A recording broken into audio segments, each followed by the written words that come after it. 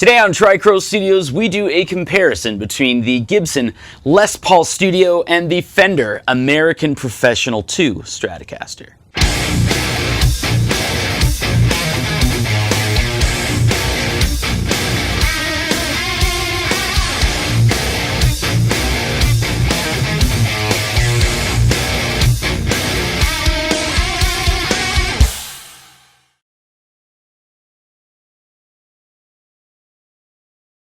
Now, I do hope you read and understand the little disclaimer that I had right before I'm talking here. I do find that it's really important that you understand when you're watching videos on YouTube, there's no way for anyone on YouTube to properly convey to you how a guitar might feel in your hands. And how you might bond with a guitar. So use videos on YouTube to get a little more information, get a little more detail and stuff like that, and use it to maybe get a little more excitement going on over a potential purchase. So I do have 5 sound samples today, and yes, don't worry, it is this channel. So the last sound sample is actually going to be a full-on metal sound sample. So one thing to note here, I have the tone on the bridge pickup here dialed back to about 6 for that one.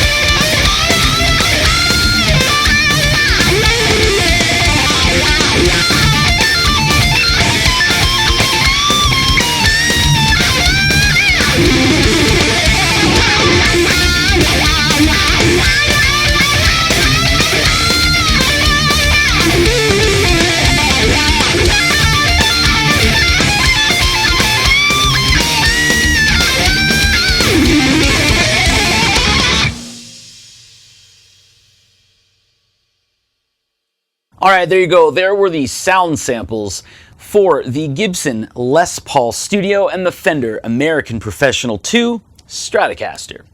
So I would like to go over some of the specs really quickly, and then I'll go over each guitar, kind of how they kind of feel and stuff like that. So with the Gibson Les Paul Studio here, we have a weight relieved Les Paul. The Fender American Professional 2 Stratocaster, there's no need for weight relief or anything like that, but it's definitely lighter than the Gibson Les Paul, even though there's a whole bunch routed out throughout the body. We also have the 498T in the bridge and the 498R in the neck, and we have the V-Mod 2 pickups. Both of these guitars have rosewood fretboards. However, with the Strat, you do have the option of getting a one-piece maple neck. We also have on the Les Paul Studio a mahogany neck, whereas the Strat is a maple neck. The Les Paul here has a non-tension based two-pneumatic bridge, whereas the 2-point synchronized tremolo here on the Strat is definitely tension based. That means when you're tuning, the bridge comes up and down. So you generally want to tune from the middle and work your way out rather than tuning from like your highest to lowest or lowest to highest. So again, looking at the neck, we have a set neck here for the Les Paul, whereas the Strat is a bolt-on neck. There are still a ton of differences here, just looking at the guitars themselves rather than looking at just the models, but I would like to take a look at each individual guitar right now. All right, so looking at the Les Paul, we have a very comfortable guitar to play seated or standing up. Playing it seated, like I am right now, the guitar rests comfortably on my knee, and we have a boobie cutout right here, so I can rest my boob. And there's nothing that's really kind of protruding here or down here or anything like that that's forcing me to play any other way other than quite naturally, so I don't have to play in like the classical position. The toggle switch is in a very natural position, and it's very comfortable to flick up with your thumb or any other way to change to the 3 different pickup positions that this controls. We also have push-pulls on the Les Paul Studio. What that'll do is that will change the sound of each pickup to go from a humbucking pickup to a more single coil type of a pickup, similar to a P90. And of course, with the Les Paul, you do have nice access to the upper frets. It's a single cutaway body, so if you're one of those guys that likes to rest their thumb kind of where you're pulling up or reaching to, you can't really do that with a single cut, so you kind of have to move your thumb, the position of your thumb there. But again, you still do have nice access to the upper frets. I'd be remiss if I neglected to mention that the finish on the Les Paul is a glossed nitrocellulose finish. It's very, very, I like it because it kind of breathes and ages naturally. However, sometimes you do get a guitar that has the nitro applied too thick to the neck, and what that'll do is after a certain amount of time of playing, the sweat and gunk from your hand will react to the finish, and it'll kind of feel like there's a little bit of stickiness to the neck that you can just wipe right off and then you're good to go. But some people kind of liken it to like a little bit of Play-Doh that's stuck on the neck sometimes. That isn't always the case, it's only in certain cases though. Now taking a look at the Strat here, it also sits very comfortably when you're in the seated position, and as well when you're standing up, very comfortable. When you're seated, you'll notice from the Les Paul there's a little more weight here, whereas the weight is more in this area on the guitar. The 5-way switch is located on the opposite side, so on the bottom part of the guitar, along with your tone and volume controls. A lot of people find it very natural playing with a Strat to use like their pinky or their thumb to switch around with the 5-way switch. You'll find it's, once you kind of get used to it, it's very natural to very quickly change your positions all the way from 1 to 5. And with the American Professional 2 series, we do have a push-push on the tone, which what that'll do is that'll actually add the neck into the circuit for positions 1, 2, and 3. And as far as access to the upper frets, there's a lot more access on a Strat than on a Les Paul. However, the pocket here for the neck does sort of get in the way up here for your thumb, even though there is a slight cutout here. Now, there's a little more access than on a Les Paul, but you may notice that if you are going up to the 22nd fret. So the Strat does have a gloss poly finish to the body and on the face of the headstock. However, they do have, and I love that Fender's been doing this, they have a satin poly finish on the back of the neck. So there's definitely no gunk or anything like that with the back of the necks with the Strats or anything. Even if it was a gloss poly finish, it's just something that it's not as fast if it's not satin. But in all fairness to Gibson, it's not just Gibson that has the potential of overspraying. The worst ever guitar that I've ever played for overspray on the back of a neck, it's actually my Fender American Original Thin Line Telecaster. It's still a super comfortable guitar to play, but you get the gunk quite fast. All right, so there you go. There is the comparison between the Gibson Les Paul Studio and the Fender American Professional 2 Stratocaster. There's a whole heck of a lot that I left out here just because these guitars on their own, regardless of models, they're just very different guitars. And it really is up to your preference which one you prefer. Thanks for watching.